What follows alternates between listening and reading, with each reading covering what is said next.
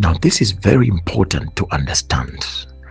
Your profession leads you to your purpose. Your profession leads you to your purpose. And this is why it is important never to ignore your profession.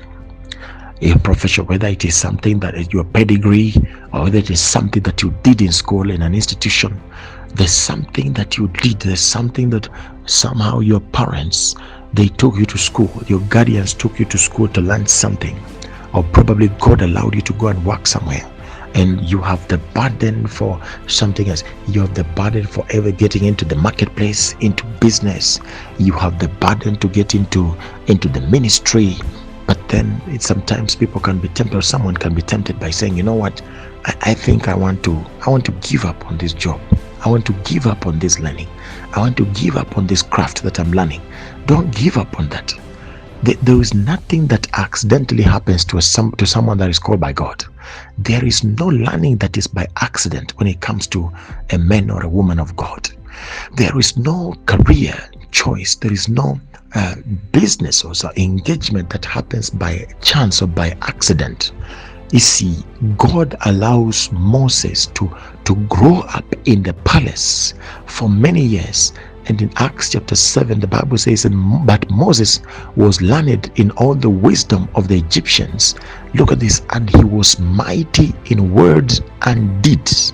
So he was mighty in words and action because he went through some season of learning. The season of learning, the season of learning your craft, or rising in your pedigree, rising in your craft, rising in your career, rising in terms of business. Do not take it for granted. The disciples, before they were called by Jesus, were in respective fields. Some of them were fishermen, others were lawyers, others were doctors, others were tax collectors. It was not by accident. It was not by accident. Nehemiah was the cupbearer of a heathen king. And despite the fact that he was the cupbearer of the heathen king, he was in the process of preparation to become the Tirshatha, to become the governor of Judah.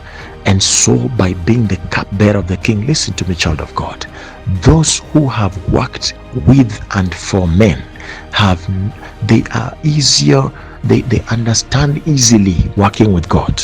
And I'll repeat that again so that you understand.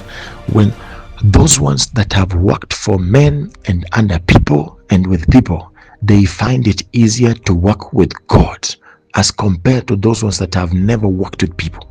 Because as David is taking care of his father's flock, and I could say by the words of his elder brother who said, where have you left, or who have you left those few sheep with in the bush? It was not just taking care of few sheep, it was preparation to take care of the flock on the nation of Israel as king. You see, as Moses is in the backside of the wilderness taking care of his father-in-law's flock, Jethro's flock, it was preparation, because this was a governor, this was rather a prophet, this was a leader that was being lifted by God, that was being prepared by God to become a prophet, to become a mighty man, to become somebody that was going to be of influence at that point. And so it is extremely important to understand and to take it seriously that your learning will affect your purpose, even positively. This is why your profession leads you to your purpose. And so you need to take it seriously and ensure that by the wisdom of God, you